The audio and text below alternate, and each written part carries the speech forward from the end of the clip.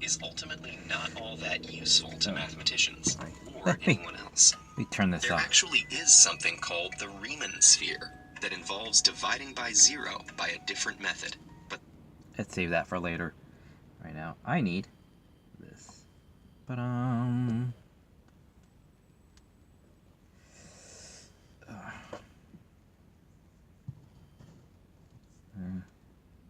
put that here.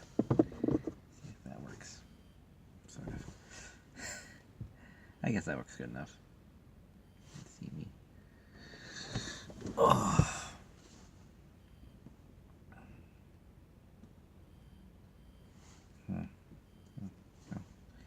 Anyway, so I just got out of D1 that ghosted away is a okay. Confession time.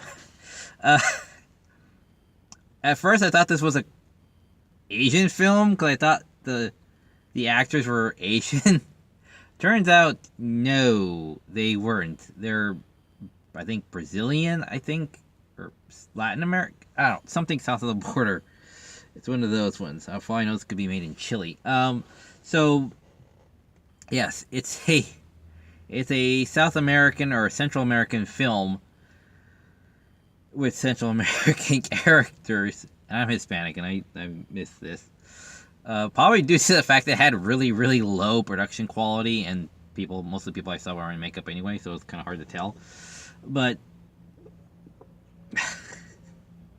yeah, this is definitely something the Cinema Snob should definitely be like reviewing, simply because of the antics in this film. It does not take itself seriously at all, and has the production quality of like all of $5 and whatever friends and neighbors they had to star in this thing. So, but it's funny because the movie's funny because it's funny, but it's also like annoying, and it's actually kind of like has a good, like decent, standard plot to it. How it starts off as this monster hunter girl, like Yoko the Devil Hunter from that anime, which I should get the whole thing on. I only have like a partial complete series. It's like, oh yeah, this is partial whatever. It's like that doesn't help me. It's partial. I should research that later before July. Note to self. So yeah, she comes in ringing a bell, and she starts going through all this stuff, and she she what was it? She goes through this house, this lady's house. It's all just start. There's no real setup to it. I guess this is the setup because she goes to the house. She has her friend with her, and it's like something out of Scooby Doo where they're being chased by ghosts and stuff, and it turns out that they're hustling this lady out of some amount of money, pesos. They do say pesos. That's what got me. It's like, wait, they said pesos. This is taking place in Asia. This is taking place in southern something, central or central something America. It's like, oh, my bad, my bad. So, so they get money out of her, and they show that the monsters are fighting with just their friends dressed and put up in makeup. Oh, and people keep bouncing back and forth between whatever language they're currently speaking and English, very fluently, might I add. So, like parts of sentences are in English, but the rest of the sentence is, but not like Ricky Ricardo too much. Kind of more someone who's kind of more just playing with it because they can, and they know they can, and they do it very fluently, very well. So we see these people are a bunch of hacks, and our lead is Bebe. That's what the guy keeps calling her.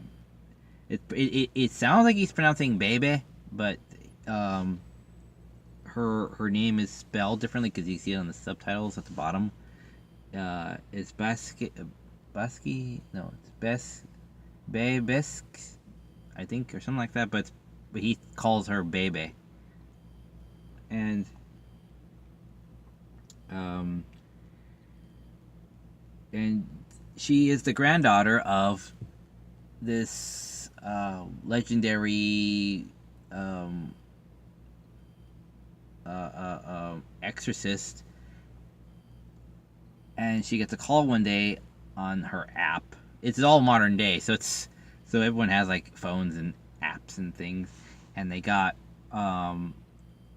this guy. She gets this text about this guy, this beautiful guy, and he says, "Oh, I have this mansion I inherited, and it's haunted. We need you and your group, I forget what it's called, but it was an anagram for something, but I don't know what it was. It's never really properly explained. I think it's supposed to be poltergeist something or other. But anyway, so she decides, hey, the setup is that the grandma everyone's broke. They're unable to pay their bills to the bank, so they're gonna have it repossessed. So she needs money, so she takes up this case, and he offers her 1 million pesos, which is the amount needed to save the house. So she says, okay, we'll take this on. I have an idea. Let's go, okay, how are we going to do this? She says, I have an idea.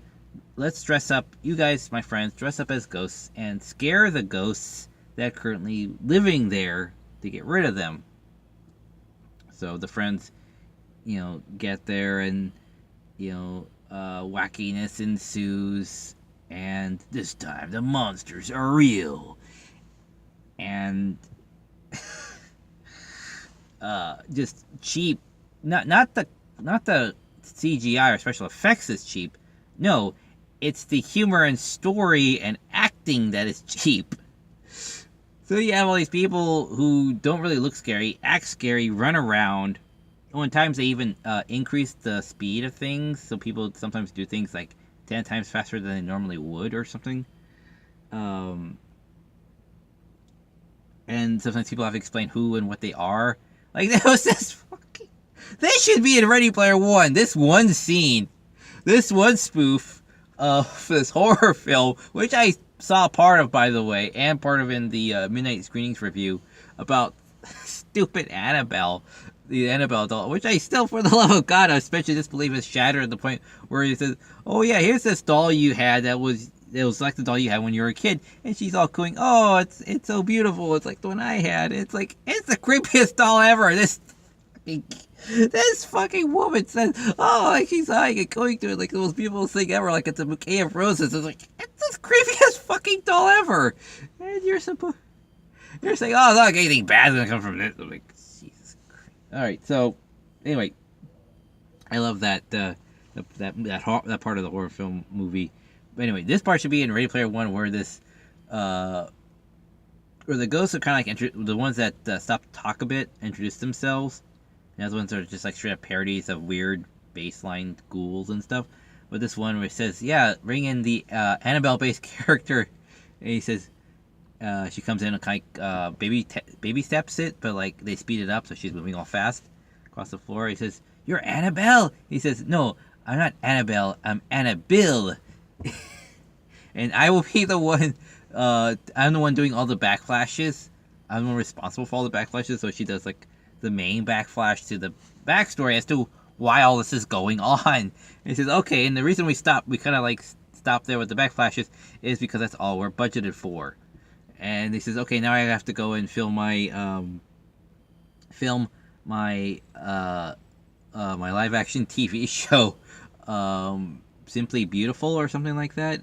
And then fast paced baby steps it with a twist back out to the door. That was like the one big major humorous part in all this. And then it is revealed that then in all that it is revealed that the grandmother had met a friend in high school. They became best friends, but they were all upset over the guy, and the grandmother cursed her best friend and the boy she liked as this big curse. It cursed the family and the mansion. So the grandson, who was Jack, I forget what his last name was, Jack something or other, He said it took him forever to get all the ghouls together and to plant them in the house, and then calls her up in order to have her come and try to, not, get the house cleared. And he knew that she would fail, and thus she'd be trapped there with all the ghouls and stuff to be tormented. Something, I'm not entirely sure. So then by the end, the grandma's spirit shows up and helps save them, to have everybody give the whole thing resolution, say I'm sorry and this and that. And all the while, the friend of the lead girl is trying to say I love you, babies, and this and that, and he's trying and trying and trying, and she says, you might be like, kind of like not the right one for me, but I still like accept you as is. Yeah, it's like a work in progress sort of thing. So this movie has a lot of fucking screaming, a lot of not taking itself seriously or too seriously at times, which does help for the comedy. When a nun apparently is chasing this one character around and starts throwing fruit at it. It starts like eating it all super fast, like it's flying through the air. It gets stuck in her mouth, and she's like chewing it as it's stuck to her mouth or something. And then she spits it all back up into the bowl, and it turns out to be a fruit salad. She says, "Fruit salad?" She goes, "Yes, it's one of my favorites." Nom, nom, nom, and starts eating it. It's like, okay. She was able to chew it up into those little squares. It's like rather impressive. But yeah, so they went through all this. Everyone's fine. The guy paid off for the house. The house is theirs. All their debts have been cleared. And that's it. Do I recommend this? I recommend it going in with a very, very close and specific intent. Very specific intent. Because you can't really go in it expecting it to be a horror film. You can't really expect it to be a comedy. Because it's really, really bad at both. So you have to go in this thing probably really hammered, like I was, sort of, or really baked, which I should try someday. I hear it's rather fun, but probably when I'm done working and am retired, which is apparently not too far off, seeing as how I am now 36 years old. I digress. So yes, it was an interesting watch. Would I watch it again? Under certain circumstances? Sure. I don't know where the hell I would ever find it again. I doubt I could really find it online or, on any particular app or video streaming site or even any particular DVD store. I don't even know what genre this is under or genre or whatever, It's not like it was labeled as The Tramps or anything, then at least I'll know what the fucking title was, the genre title was, or, the production crew houses or whatever, or comic group that this belongs to, so again, I don't know. All I know is the title, but then again, the title is not always something to go by, particularly with dealing with foreign titles, because they change a lot. As the Cinema Snob has shown us, they change titles a lot. It's all mix and match and switcheroo and stuff, so I can't 100% abide by it. Asking for the one that ghosted away, it might be called something else, or, you can't. So, I slightly recommend it to a certain degree. And that's about it, really. And tomorrow I'll be doing the Digimon Fathoms event.